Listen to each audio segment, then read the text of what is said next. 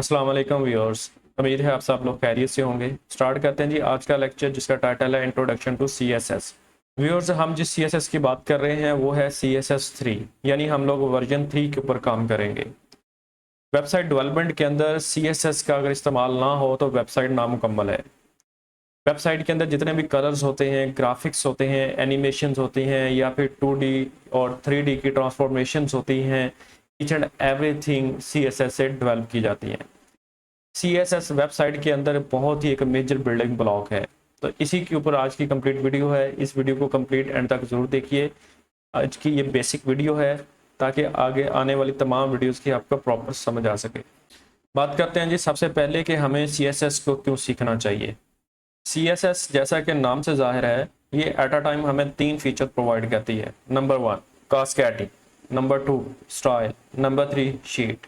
Cascading means multiple, style means colours, fonts, backgrounds etcetera. Sheet मतलब HTML का page, यानी कि CSS एक ही वक्त के अंदर हमें मल्टीपल HTML के पेजेस के ऊपर फॉन्ट्स, कलर्स, स्टाइल्स प्रोवाइड करती है। व्यूअर्स, आप लोगों ने याद रखना है, इसकी सिंपलेस्ट एग्जांपल ये है कि CSS जो है असल में किसी भी बिल्डिंग का इंटीरियर या फिर एक्सटीरियर डिज़ाइनिंग है।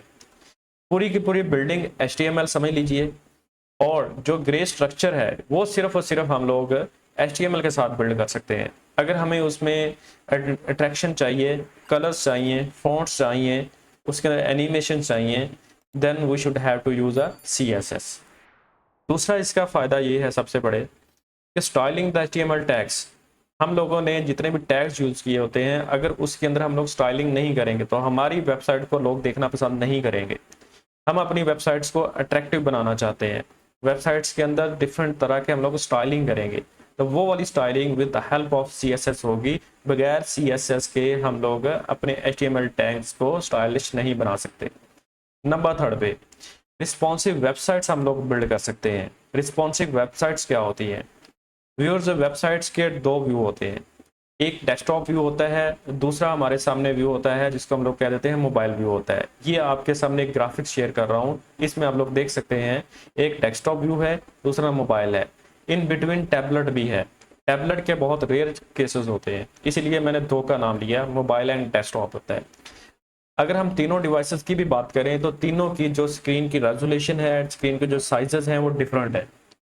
अब तीनों डिफरेंट साइजेस के लिए हमें 3 डिफरेंट वेबसाइट्स नहीं बनानी पड़ेगी, हमें एक ही वेबसाइट बनानी पड़ेगी, और उसके अंदर हम लोग with the help of CSS उसकी ऐसी स्टाइलिंग करेंगे कि एक ही वेबसाइट का कोड डिफरेंट टाइप्स की जो डिवाइसेस हैं उनके ऊपर विजिबल होगा। सो ये एक बहुत ही एक एडवांस किस्म का फीचर है, जिसका बहुत बड़ा फ़ायदा यही है कि एक ही दफ़ा कोड लिखें और उनको डिफरेंट टाइप्स की डिवाइसेस के ऊपर आप लोग उसका व्यू देख सकते हैं। तभी तो व्यूअर्स, आप लोगों ने नोट किया होगा कि जो डिफरेंट मोबाइल्स हैं उनके स्क्रीन के साइजेस डिफरेंट होते हैं। तो डिफरेंट साइजेस होने के बावजूद भी हमारी वेबसाइट्स जो होती हैं वो स्कैटर्ड नहीं होती, या हमारी वेबसाइट्स जो होती हैं वो जैक नहीं होती या ब्लर नहीं होती। उसकी रीज़न ये है कि हम लोगों ने पीछे जो CSS लगाई होती है उसकी सेटिंग्स एंड कोडिंग्स इस तरह से की होती है कि चाहे किसी भी साइज़ की हमारे सामने डिवाइस आ जाए तो उसके साथ हमारी वेबसाइट की कंपैटिबिलिटी 100% होती है। इस पूरी की पूरी फिनोमेना को, एनालॉजी को हम लोग रिस्पॉन्सिव वेब डिज़ाइंस कहते हैं, और ये हम लोग अचीव कर सकते हैं with the help of a CSS। Number 4 पे आता है जी एनिमेशन ऑन वेबसाइट्स। अगर हम अपनी वेबसाइट्स के ऊपर, वेब पेजेस के ऊपर एनिमेशन चाहते हैं, यानी हम लोग ये चाहते हैं उसके अंदर डिफरेंट ग्राफिक्स मूव करें, ब्लिंक करें, डिफरेंट स्टाइल्स के साथ चीज़ें एनिमेट होनी चाहिए, then we should have to learn CSS and then we should have to apply a CSS। नंबर 5 पे आता है हमारे सामने जो सबसे बड़ा CSS का फीचर है, वो ये है कि बहुत सारे HTML के एलिमेंट्स के अंदर जो हम लोग ऑब्जेक्ट्स यूज़ कर रहे होते हैं वो 2D होते हैं, 2 डायमेंशनल होते हैं। With the help of CSS we can convert into a 3 dimensional, मतलब हम उसको X एक्सेस को, Y एक्सेस को, Z एक्सेस के ऊपर लेके जा सकते हैं। जैसा कि ये डिफरेंट ग्राफिक्स आपके सामने शो हो रहे हैं, ये तभी मुमकिन है जब आप लोगों को CSS 3 को अप्लाई करेंगे अपनी वेबसाइट्स के अंदर, और हमारे HTML के टैग्स जो हैं उसके अंदर एक तरह से जान आ जाएगी, और उसकी वजह से हमारी वेबसाइट्स के अंदर अट्रैक्शन पैदा होगी और लोग उस चीज़ को देखना पसंद करेंगे। आपकी वेबसाइट्स के ऊपर ट्रैफिक आएगी, ट्रैफिक आने की वजह से आपकी वेबसाइट ग्रो करेगी। लास्ट वन पॉइंट है फास्ट वेबसाइट डेवलपमेंट प्रोसेस। आप एक ही दफ़ा CSS का कोड लिख लें, पूरी वेबसाइट के अंदर उसी CSS का कोड आप लोग यूज़ कर सकते हैं। यानी कि एक ही CSS की फाइल आप लोग HTML के तमाम पेजेस के साथ लिंक कर दें। इस तरह से हमें बार बार CSS का कोड नहीं लिखना पड़ेगा और आपकी सारी वेबसाइट जो है एक ही CSS के साथ वो काम कर रही होगी।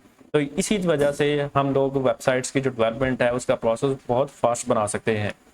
व्यूअर्स, अगर हम बात करें कि सिर्फ और सिर्फ CSS क्या चीज़ है, तो CSS असल में इसको अगर 3 लफ्ज़ों में इसको डिस्क्राइब किया जाए तो वो यूँ होगा कि कास्केडिंग मतलब मल्टीपल, स्टाइल मतलब colours, font, background etcetera, and sheet means HTML document. तो कंप्लीट सेंटेंस ये बनेगा कि CSS means it is a collection of multiple colour, font, background and different styles on a HTML documents. Viewers, हम लोगों ने बात की थी फास्ट वेबसाइट डेवलपमेंट की। तो यहाँ पे आप लोग देख सकते हैं कि ग्राफिकल इंटरफेस जिसमें सेंटर में CSS और इस CSS की फाइल्स को हम लोग डिफरेंट HTML के पेजेस के साथ शेयर कर सकते हैं। जैसे कि आप लोग डिफरेंट पेजेस देख रहे हैं, पेज 1, 2, 3 एंड 4, इनके साथ एक ही CSS की फाइल शेयर हो रही है। तो ये इसका सबसे बड़ा बेनिफिट है और इसकी वजह से हमारी वेबसाइट की जो डेवलपमेंट है वो बहुत ही फास्ट हो जाती है। तो ये तो था इंट्रोडक्शन अबाउट CSS। अगर आप लोगों को वीडियो अच्छी लगी हो तो चैनल को लाजमी सब्सक्राइब कीजिए।